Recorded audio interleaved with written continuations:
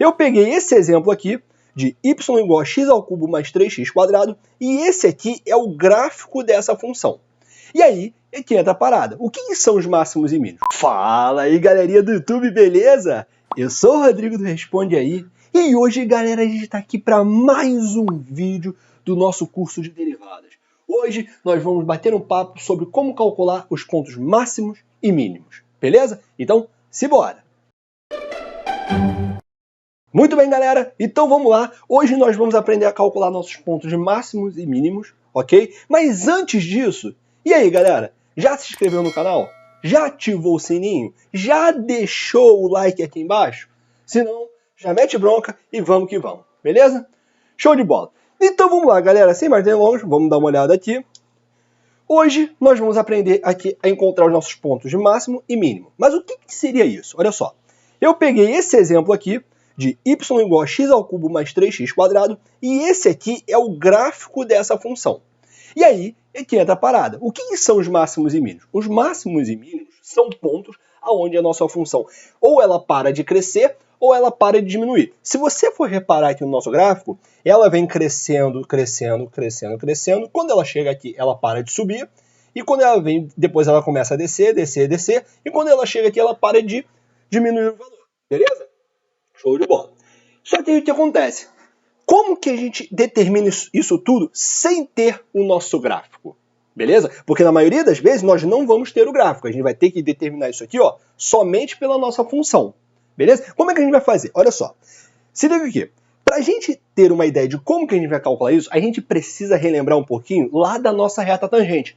Já viu o nosso videozinho sobre reta tangente, galera? Se você não viu, ó, vou deixar aqui embaixo na descrição do canal, tá bom? Se liga. Quando eu começo a traçar retas tangentes, se eu escolher um ponto, eu vou escolher esse ponto aqui, vou fazer a derivada e eu vou achar o coeficiente angular da minha reta, certo? Qual é o coeficiente angular de uma função? Vai ser a derivada da função e depois eu aplico o x no ponto, beleza?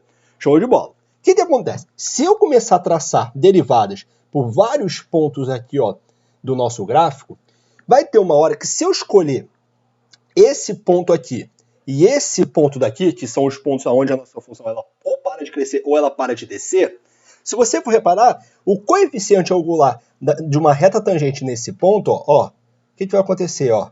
Ele vai ser, ó, igual a zero, beleza? Porque elas estão paralelas ao nosso eixo x. Então, o que acontece? Para a gente ter um coeficiente angular igual a zero, a gente precisa ter a derivada nesse ponto também igual a zero. Então, para a gente encontrar pontos máximos e mínimos, a gente precisa calcular a nossa primeira derivada e descobrir o valor de x que faz essa primeira derivada zerar. Beleza? Então, olha só, vamos dar uma olhada como é que vai funcionar para essa função. Vem cá comigo. Olha só, temos aqui, ó, y igual a x ao cubo mais 3x². E a gente vai calcular agora a primeira derivada. Como é que é a primeira derivada, galera? Derivada de x ao cubo é 3x² e derivada de 3x² é igual a 6x. Desse jeito. O que eu vou fazer aqui? Eu vou isolar o 3x, porque olha só, tem 3x aqui e 6x é igual a 2 vezes 3x. Então eu vou isolar. Quando eu isolar, vai ficar desse jeito aqui. Beleza? Tranquilo, tenho essas duas situações aqui. E aí o que acontece, galera? Lembra que eu falei que a gente tem que encontrar um x que faz essa primeira derivada zerar? Então a gente tem uma multiplicação dessas duas funções, certo?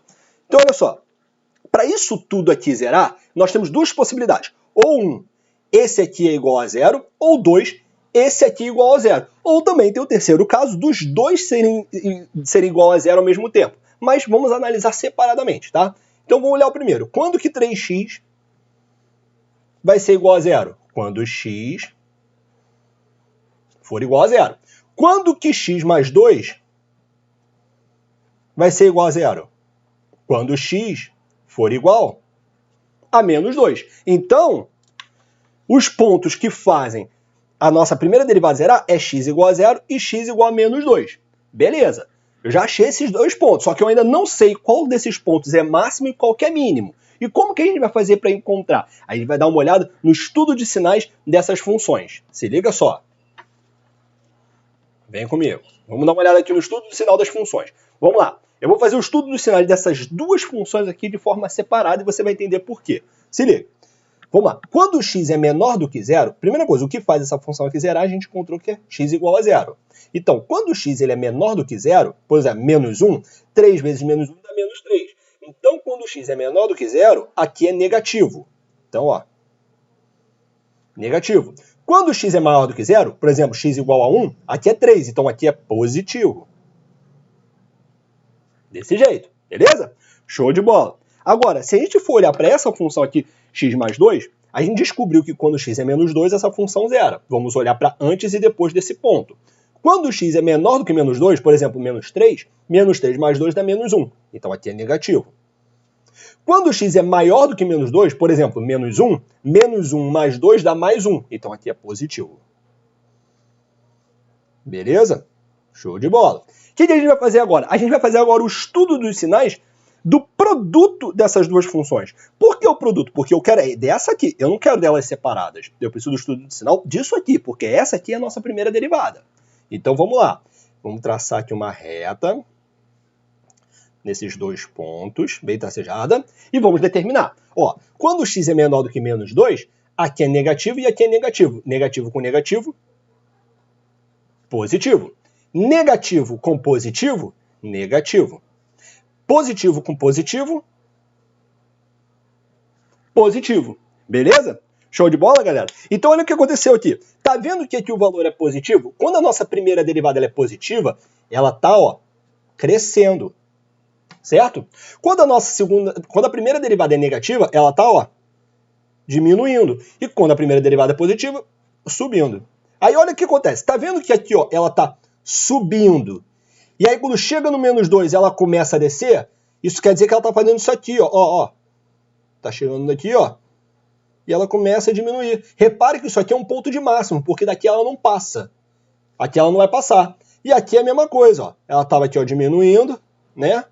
E do nada, ó, começou a subir. Então isso aqui, ó, galera, é um ponto de mínimo. Beleza?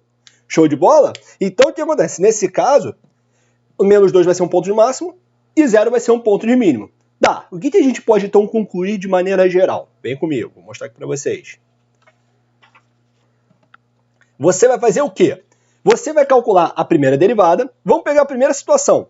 Quando você calcular a sua primeira derivada, você vai encontrar o ponto que faz ela zerar, que é conhecido como ponto crítico. Aí você vai ter que analisar em volta desse ponto. Se antes era positivo e depois é negativo, ponto de máximo. Se antes era negativo e depois virou positivo, ponto de mínimo. Beleza? Show de bola? Porque aqui a gente estava subindo e do nada começou a diminuir. Aqui estava diminuindo e do nada começou a subir. Show de bola?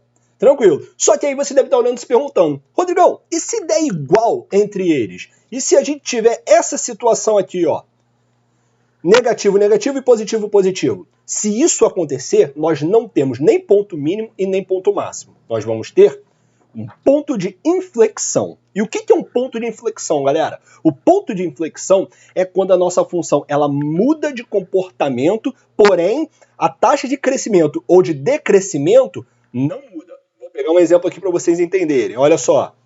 Ó, y igual a x ao cubo. Ela sobe direto, mas do nada a forma como ela está subindo muda. E aqui também. Ela desce direto, mas do nada a forma como ela está descendo também muda.